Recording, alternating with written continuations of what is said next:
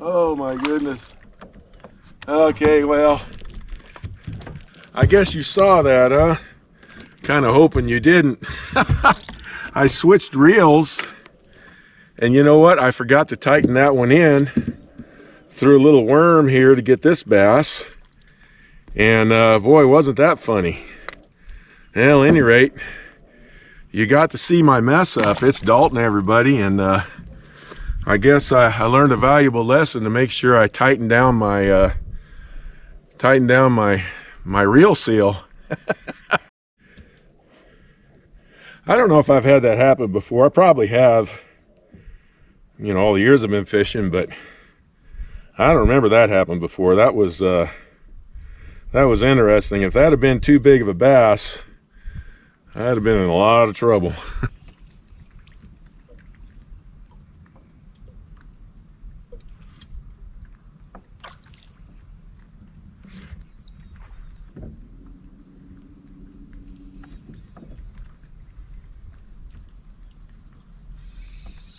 I got one.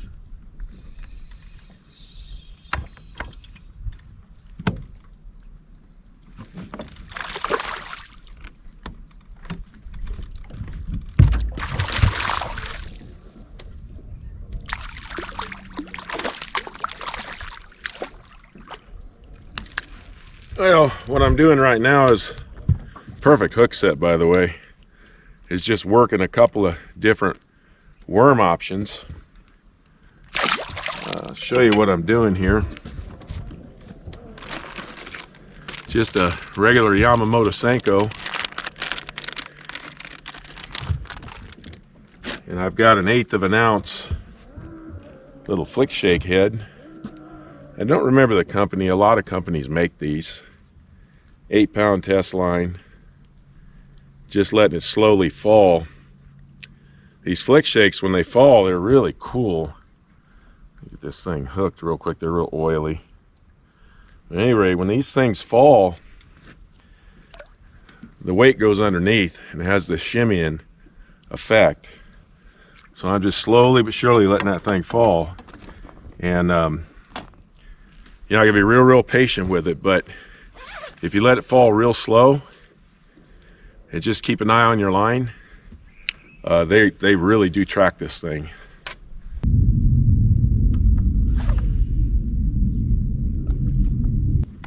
There we go. Okay. There we go.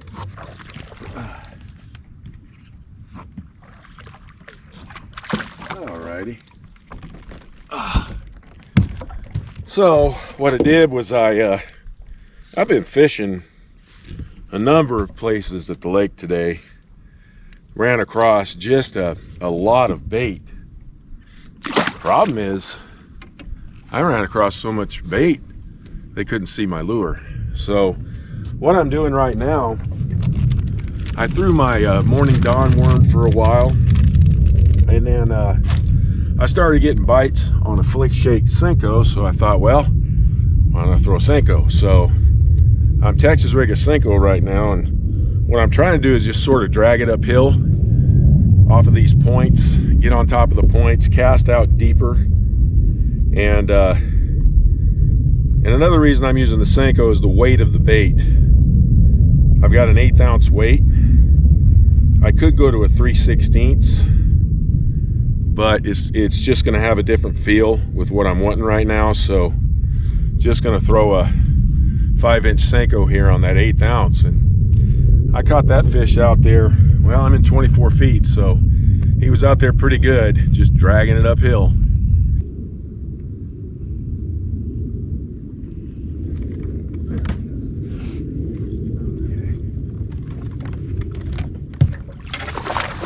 That's how I'm getting him. Just going straight uphill. Not getting anything big, but I'm catching fish. And that's what I want. You know, Texas rig is just a good option out here. That little guy right there, that's a pretty fish though. I like the way the sun hits those colors. And yeah, right now they've just been hitting this green pumpkin Senko. And I'll keep throwing it till they decide not to hit it anymore. All right, so I'm going to wrap it up. Let's talk about how things went out here. Didn't really know what to expect. Last time I was out here, which has been a minute ago, it was just super duper tough. And then today was tough, but it wasn't that bad. I caught fish. I was able to solve some problems. So really what happened is, I saw a lot of fish kind of up in the middle of the water column. And there was a bunch of them. There was a bunch of bait. So I thought, I'm going to go after them. I just couldn't get anything to bite. I threw, big 1 ounce spinner bait, swim baits. Just couldn't get them to bite anything. So now, looking back, I think it was really just a bunch of bait and there wasn't much in there.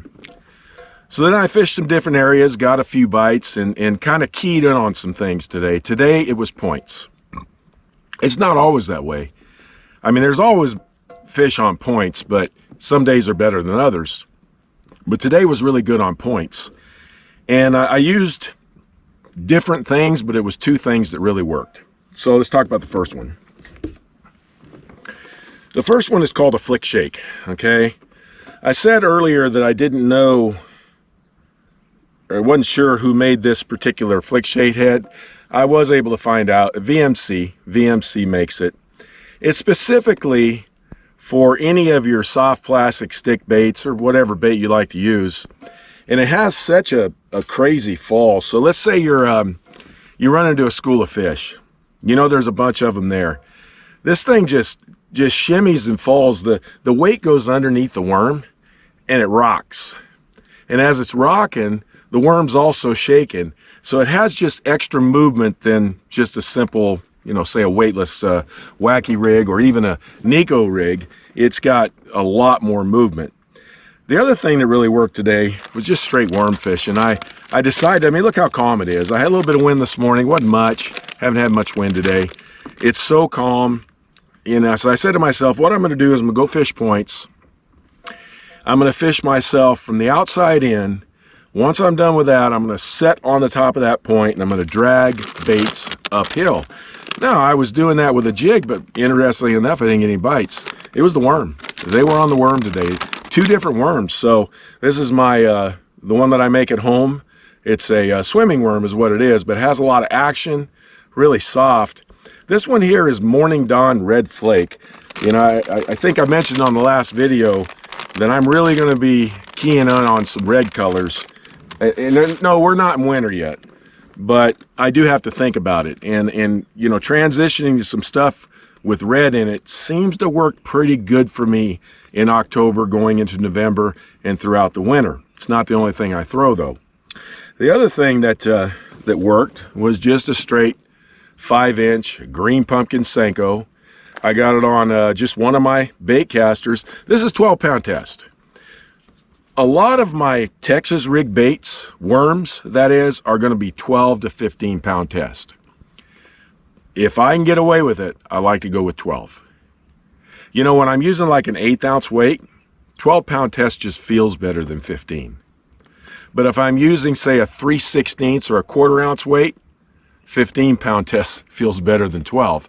So that's kind of how I do my Texas rig fishing. Now, I went ahead and used the Senko today. I don't always use a weighted Texas rig Senko because these things tear up so easy.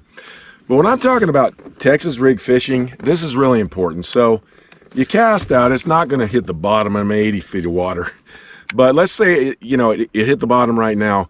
I literally scoot the bait, okay? I just kind of move it like this, maybe, let's say 10 to 11 o'clock on my rod tip. And that's all I do. I scoot the bait along. I want it to stay. It doesn't necessarily have to hug the bottom, but I want it close to it. A Senko works really good. I'll show you here in just a sec. But this is how I do it, just kind of scooting the bait along. And it seems to get me more bites than, I've hopped them. I've done all kinds of stuff. But scooting it along seems to be the best way to do it. It's a slow presentation. I needed slow today. Look at this. It's so calm. But they were on it. They really were hitting this and my other worm. And I love worm fishing. The key to this for me, keep it somewhere along the bottom. So, you know, it just amazes me that fish will, you know, bite a bait like this when you're kind of swimming it on the bottom. It has no tail, nothing, just a straight worm, doesn't matter. What I do by scooting it along is I maintain that bait right here. I don't want it going up here.